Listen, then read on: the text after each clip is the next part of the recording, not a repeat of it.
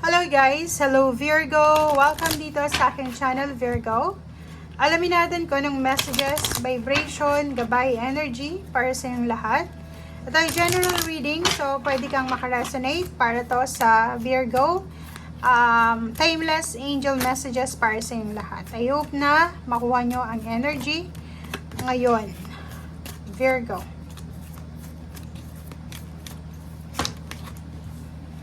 Wow. Okay. Okay, Virgo. First card natin is, kailangan mo daw mag-exercise. Get some exercise.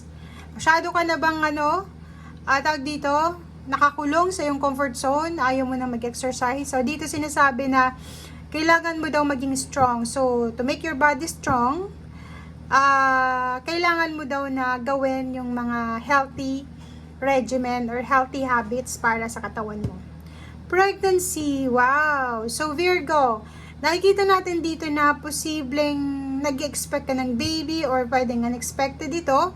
The birth of a child ay posibleng magdala sa'yo ng sobra-sobrang saya. So, if you're expecting a child or expecting a baby, may pregnancy dito. But if ayaw mo naman ng pregnancy, kailangan mong gumamit ng contraception, di ba? So, yun.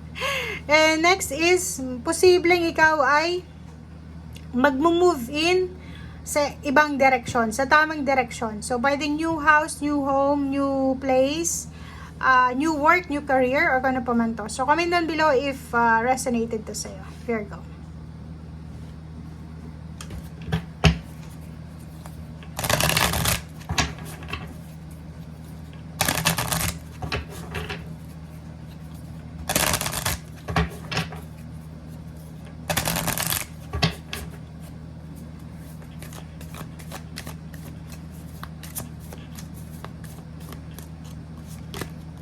Okay, cooperate for the highest good of the community.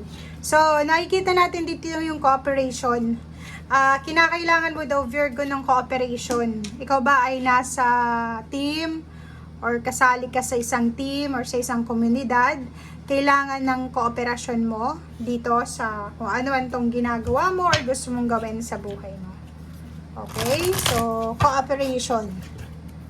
Ang galing ng baraha mo sa ngayon, Virgo. Oops, oh, sorry. Walang lumabas, pero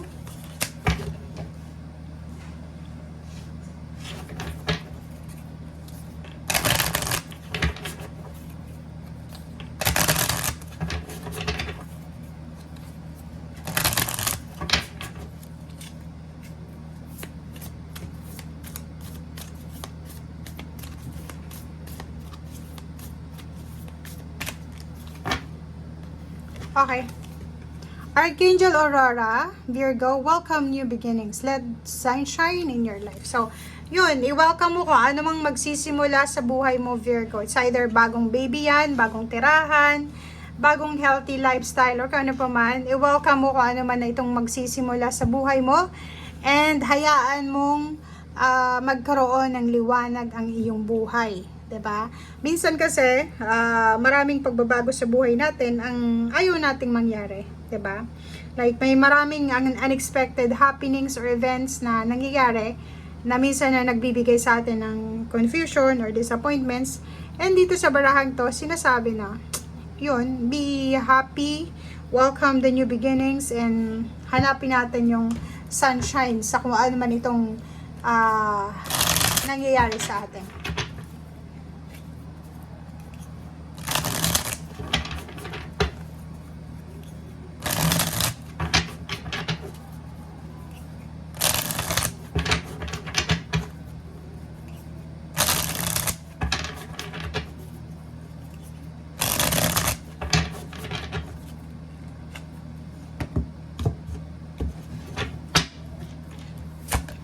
Okay, first card is King of Air.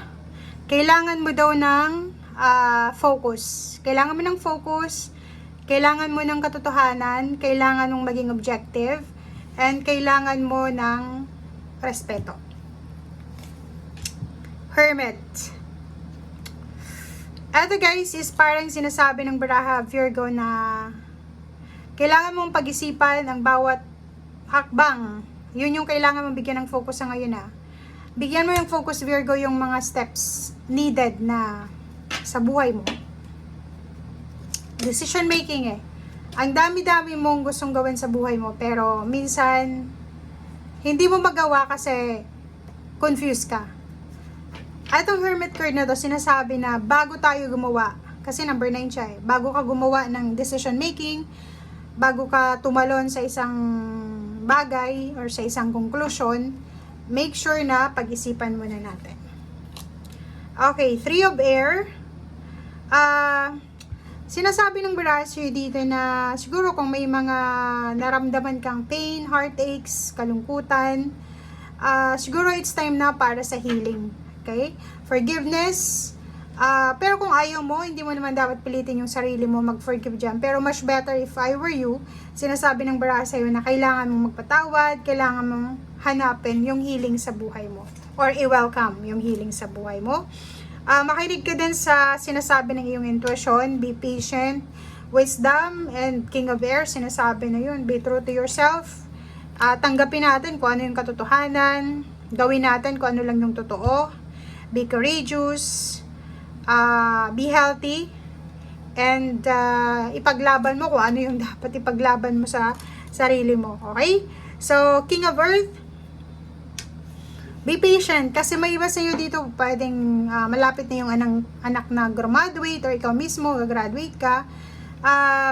Yun, be patient sa success or sa prosperity and abundance na hinihintay mo or minamanifest mo. Okay, iwasan mo to kasi parang sinasabi sa'yo dito, Virgo, na hindi ka makapag-desisyon sa isang bagay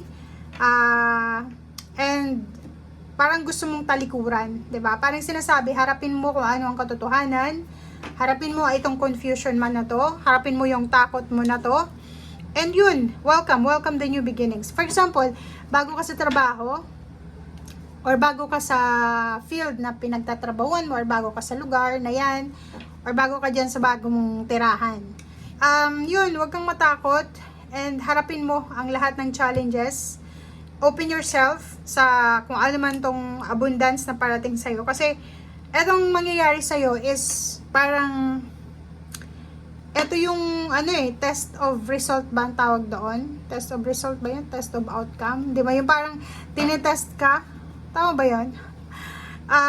Tinetest ka or ititest ka ng universe kung kaya mo ba? Di ba? So, hindi lang ito sa personal mong buhay, pwede sa trabaho. Siguro, ang tagal mong naging unemployed or ang tagal mong wini-wish or minamanifest itong trabahong ito. And then, parang nung nandun ka na sa trabaho or sa career na yan or sa sitwasyon na yan, bigla kang naging negative. So, dito sinasabi, balanse. Kontrolin ang dapat kontrolin. I-moderate ang dapat i-moderate. Be patient. Okay? Thank you guys. Bye!